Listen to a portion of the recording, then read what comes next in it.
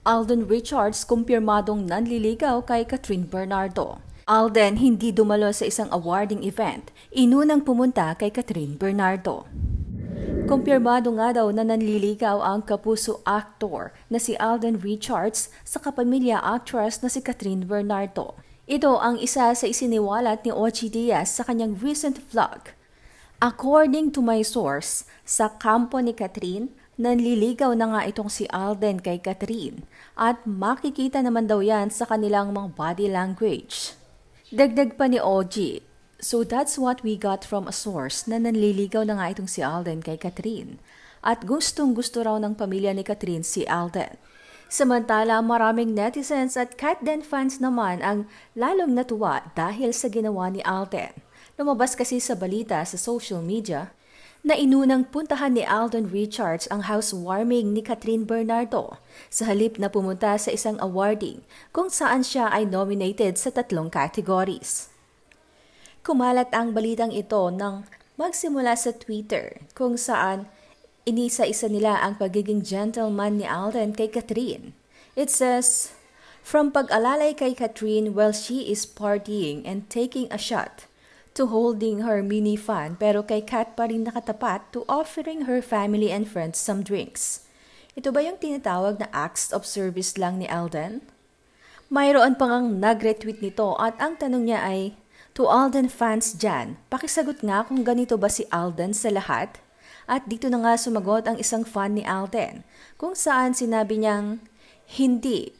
Alam niyo bang may awarding dapat siyang pupuntahan kagabi kaya di kami umasa na nandoon siya sa house blessing? He was expected to grace the Philippine Esports Awards kasi nominated siya for 3 categories pero he's not there kasi nandoon siya sa bahay ni Kat." At totoo ngang nominated si Alden Richards para sa Esports and Gaming Positive Influencer of the Year.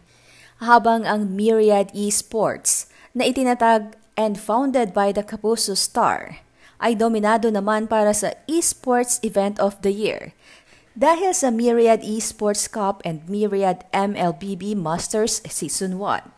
Dagdag pa ng netizen, "Dagdag ko lang din na he went for a run nung morning tapos may shoot at taping pa ata. Sobrang busy na tao talaga niyan.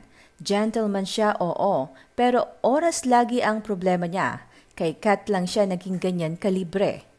Dagdag pa ng isa pang fan, "Super true. Now ko lang nakita si Alden na ganyan.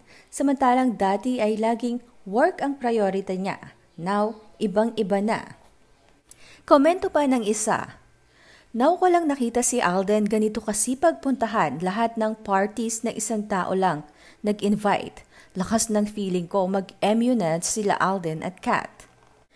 Alam kong promo king itong si Alden pero nakakakalig pa din sila. Sana sila na lang. Hintayin ko yung kasal nila." Komento pa ng isa, "Kasi mas mahalaga si Kat para kay Papa Alden kesa sa mga awards na iyan. Priorities. Yan ang tunay na lalaki." Pagsangayon pa ng isa, "No one is too busy in this world. We all have the same 24 hours. It's all about priorities. Soar high, Kat Den. Shows can be attended by a representative but capturing a heart of the lover is more important than the other." Ayon naman sa isang bitter na netizen, "Sa una lang yan, ganyan na ganyan din ang sinabi ng mga tao noong simula ni na DJ at Kat. Same words. Pero pag naghiwalay kahit ano-ano na naman pinagsasasabi ng mga tao sa dati nilang iniidolo. Huwag kami mga people.